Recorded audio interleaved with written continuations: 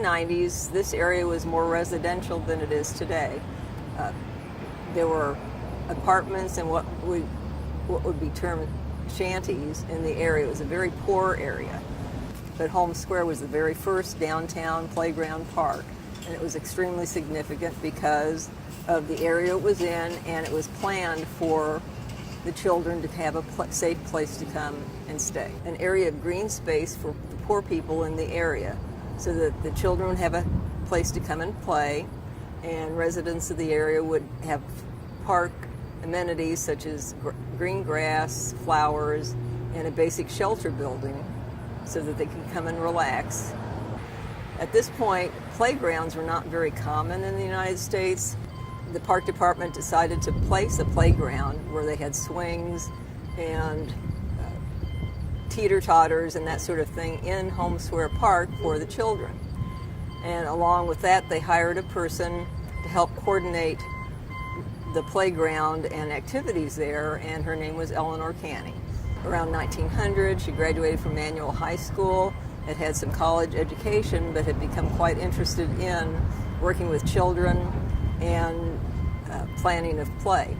So she was hired as kind of a superintendent of Holmes Square Park in 1908 and worked here for several years, developing programs for the children. When you got out of school, you could come here, feel safe, and run and play. In 1910,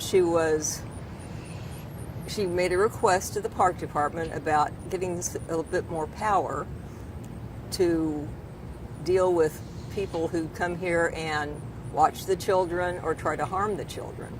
And this led to her becoming about the first policewoman deputized in the Kansas City area. She did not work for the police department, but she was deputized so that she had some power, and the reason she said she wanted to do it so that she could help protect the children. The children were very important to her. So she obviously was an extremely bright lady, and women did work back in the early 1900s, but not as many as do today, of course. And she was actually in a position of power and planning for the playgrounds that were created in Kansas City, which was, of course, much smaller at that point. And she went on to teach in the Kansas City area until probably the 1970s, and she died in 1983 at the age of 96.